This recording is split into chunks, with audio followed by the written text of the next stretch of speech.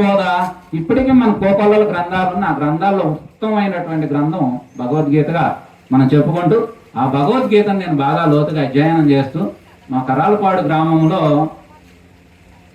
18వ వార్షికోత్సవం శ్రీకృష్ణ భగవాను యొక్క ఈ రకంగా కృష్ణుని అన్వేషణ చేసి నేను కృష్ణుని యొక్క హృదయం మొత్తం తెరిసి చూసి ఇట్లాంటి మహాత్ముడిని మనం అనుసరించాలి, ఈయనకు మనం వారసులుగా ఉండాలి, ఆయన పల్లకి మనం మొయ్యాలి, ఆయనే మనకు నాయకుడు అని చెప్పి అనుకొని ఈయన ప్రజల్లోకి ప్రచారం చేయాలి. ఆల్రెడీ మనం చేసేది ఏం లేదు, ఆల్రెడీ అంత అయ్యింది, అందరికీ తెలిసిందే. కానీ నేను కృష్ణుడు అంటే ఒకటి కాదు, అర్థం చేసుకోండి. రేపు పొద్దున ఉట్టి కొట్టేవాడు కూడా నాది కృష్ణుడు పండుగ అంటాడు, ఇంకొక ఆయన గోపికలను పెట్టి నాది కృష్ణుడే అంటాడు, ఇంకొక ఆయన ఏదో చేస్తాడు. ఆయన వాస్తవానికి కృష్ణుడు అన్నీ చేసిండు. ఇప్పుడు ఈ లీలలన్నీ ఈ రకరకాల పద్ధతులు అన్నీ ఆయన చేసినయే. కానీ అందులో నీ మనసుకు ఆకర్షించే విధంగా నువ్వు ఒకటి చేసుకుంటావు. అర్థమైంది? ఇప్పుడు హరే కృష్ణ వాళ్ళు ఉండరు, వాళ్ళు ఎంత చెప్పినా వాళ్ళు మొత్తం కృష్ణుడు అంటారు, కానీ మాకు రాధాకృష్ణుడు ఇష్టం అండి అంటారు. రాధాకృష్ణుడు అనేది ఏమిటది? అది ఒక రకంగా వక్రీకరింపబడింది. రాధాకృష్ణులు అంటే ఆయనకి 8 మంది భార్యలు చక్కగా ఉన్నారు, బ్రహ్మాండంగా ఉన్నారు, 81 మంది సంతానంగా అన్నాడు. వీళ్ళందరూ రాధా అనేది అంటే మేధావ్యం. మేధావి కావటం వల్ల ఈయన ఏం చెప్పినా అందుకోగలిగి అర్థం చేసుకోగలిగినటువంటి ఒక గొప్ప సత్పురుషురాలు ఆమె, భక్తురాలుగా వచ్చింది. వీళ్ళు భక్తురాలు ఏం చేశారు, చేసుకొచ్చి ఇద్దరు పక్కన పెట్టేసరికి ఈ లోకం అంతా ప్రేమికులంతా రాధాకృష్ణులు అంటే 8 మంది భార్యలు పోయారు. రాధాకృష్ణుని బంధం వచ్చింది బయటికి. అదేమంటే భగవంతుడికి భక్తుడికి బంధం అంటే ఎంతకంటే బంధం ఏముందని చెబుతురు. మరి నువ్వు చెప్పింది వాడికి అర్థం కావాలిగా. అందుకని నేను తీసుకున్న లైన్ ఏమిటంటే, నాకు కృష్ణార్జునుల యొక్క జ్ఞానం, అనుష్ఠానం, వారి సఖ్యతతో కూడుకున్న భక్తి, వారి సహచర్యం, అది నాకు చాలా ప్రధానంగా తీసుకొని మనం దీన్ని మనం ప్రచారం చేయాలి. జ్ఞానాన్ని, సత్య మార్గాన్ని, ధర్మ అనుష్ఠానాన్ని చేయాలి అని చెప్పి కంకణం కట్టుకొని ఇప్పుడు 18 ఏళ్ళ నుంచి 17 ఏళ్ళు అక్కడక్కడ నాకు మళ్ళీ కార్యక్రమంలో కూడా ఏంటంటే ఏదో మా ఊర్లోనే చేయాలి, మా ఇంట్లోనే చేయాలని ఉండదు. ఎందుకంటే ఎక్కడైనా కృష్ణుడు ఉంటాడు, ఎక్కడైనా సత్యం చెప్పాలి, ఎక్కడైనా ధర్మంగా నడిపించాలని చెప్పి ఒకసారి వెంకటేశ్వర స్వామి గుడి దగ్గర 150 మంది 2 బస్సులు పెట్టి భారీ ఖర్చు పెట్టి చేసాం. 4 ఏళ్ల క్రితం తుమ్మలచేరు ఊళ్ళో వేణుగోపాల స్వామి గుళ్ళో చేసాం. ఇక మా శివాలయంలో ఆడారు చేస్తుంటాం. ఈ సంవత్సరం మనం తుమ్మలచేరు వెంకటేశ్వర స్వామి బోటి మీద వెంకటేశ్వర స్వామి గుడి దగ్గర పెడదాము అని నిర్ణయించుకోవడం జరిగింది. దానికి కొంతమంది మన వాళ్ళు బాగుంటుంది అన్నారు. కాబట్టి నేను ముఖ్యంగా ఈ కార్యక్రమానికి వచ్చింది. ఈరోజు ముఖ్యంగా రావడానికి కారణం కూడా ఒకటి, అమ్మాయితో కలిసి మాట్లాడినట్టు ఉంటుంది. మరి నాన్నగారితో నాకు బాగా కూడా ఎల్లయ్య నాయన గారితో మాకు 20 సంవత్సరాలు 23 ఏళ్ళు బంధం. కానీ ఎప్పుడు ఆయన మన తండ్రి భావనతో చూస్తూ ఆయన మమ్మల్ని ప్రేమగా చూసేవాడు. గత 3 ఏళ్లుగా నేను మైకు పెట్టింది, నాకు సబ్జెక్ట్ ఎంత తెలిసినా నేను ఎందుకంటే తెలియని మాట చెప్పలేను, ఆచరించిన మాట అసలే చెప్పలేను. కాబట్టి నేను 3 ఏళ్ళు అయింది, ఇప్పుడు 6 నెలలు అయింది. వ్యాపారం చేసేసిన, పొలం పనులు ఎత్తేసిన, మొత్తం ఎత్తేసిన. ఇదే జీవితం కావాలి, మన జీవితం ప్రజలకు ఆదర్శం కావాలి.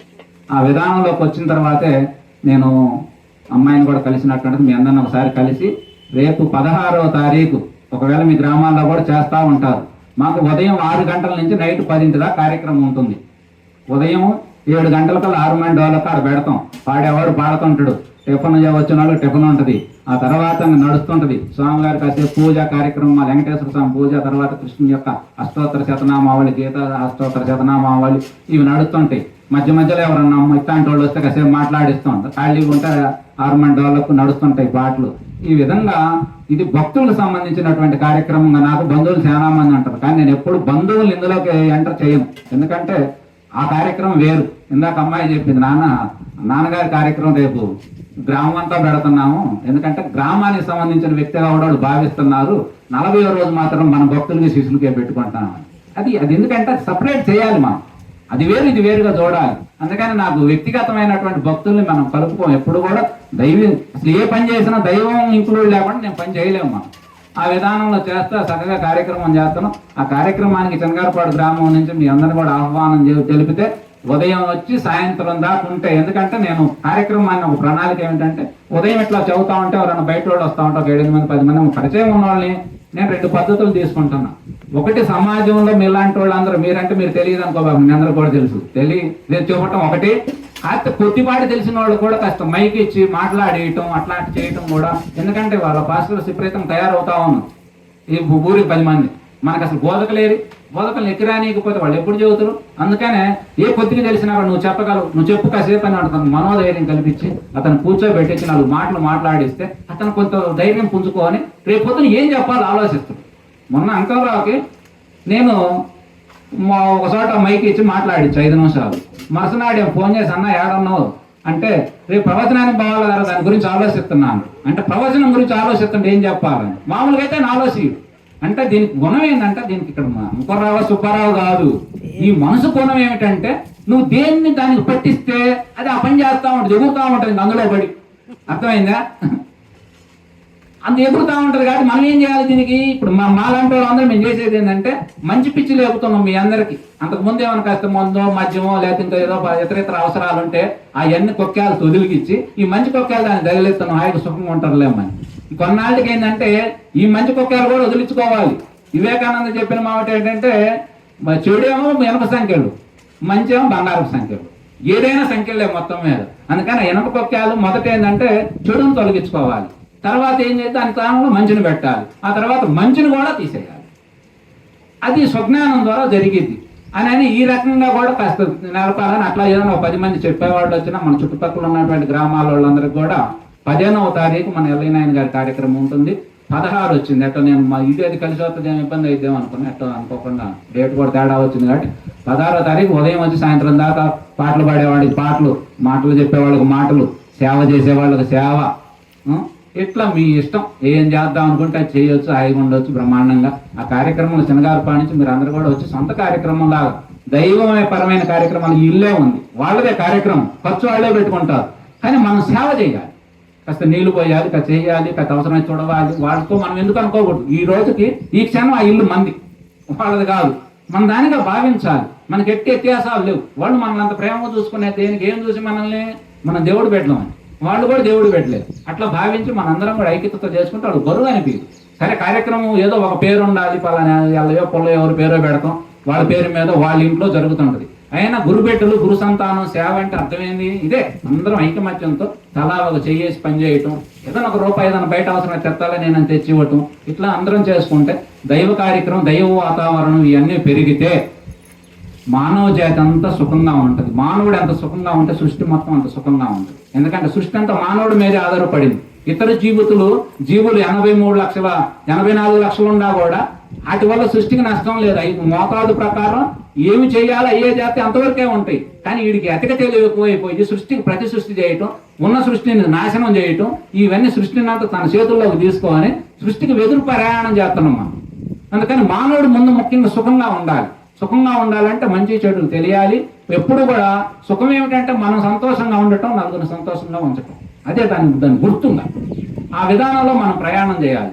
అలా చేయాలని చెప్పి ఈ దైవ కార్యక్రమాలన్నీ చేసేది అందుకోసం మీరు అందరూ కూడా కలగజరుపుకొని, వీలైతే అంకలరావు ఆటో ఉంటుంది, ఒకవేళ ఆయన ఆటో ఏదైనా పొద్దునొచ్చి మీరు ఒక ఆటో పెట్టుకొని అయినా మీరు అక్కడ ఇచ్చేది ఏం లేదు, అక్కడ కూడా మీకు ఇచ్చేది ఏం లేదు. అందరూ దైవ సేవ చేసుకొని చక్కగా బొమ్మగారు మీరు కార్యక్రమం చేసుకొని మేము అందరం చూసి మేము ఆనందపడతాం, మమ్మల్ని చూసి మీరు ఆనందపడతారు, మన అందరిని చూసి శ్రీకృష్ణుడు ఆనందపడతాడు.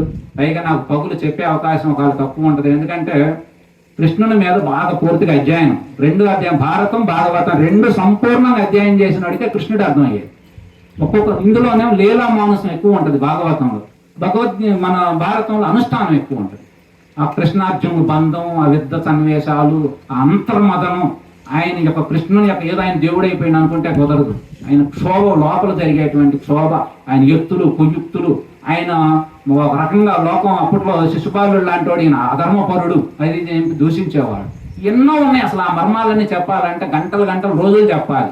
అందుకోసం మన సాయంత్రం 8 భజన ఆపి ఒక గంటం బావో సాయంత్రం చక్కగా వెంకటేశ్వర స్వామి సన్నిధిలో కూర్చొని చెప్పుకొని 10 ఆరతి తెచ్చుకొని కదా ప్రసాదం తీసుకొని అందరం వస్తే మళ్ళీ బ్రతుకుంటే కృష్ణుడి పండుగ ఉంటుందో ఈసారి చేస్తున్నా కూడా తెలియదు నాకు. ఎందుకంటే నేను ఇక్కడ చేస్తున్నాను కాదు, ఎక్కువ నా ఉద్దేశం ఏంటంటే ఇప్పుడు చిన్నగారు పాడు ఉంది, ఒకప్పుడు రావాలని ఆరాటపడి ఇప్పుడు నాకు రావాలని పెట్టి, ఎందుకంటే అమ్మాయి లాంటి వాళ్ళు ఎవరో ఉంటే చదువుతున్నాను.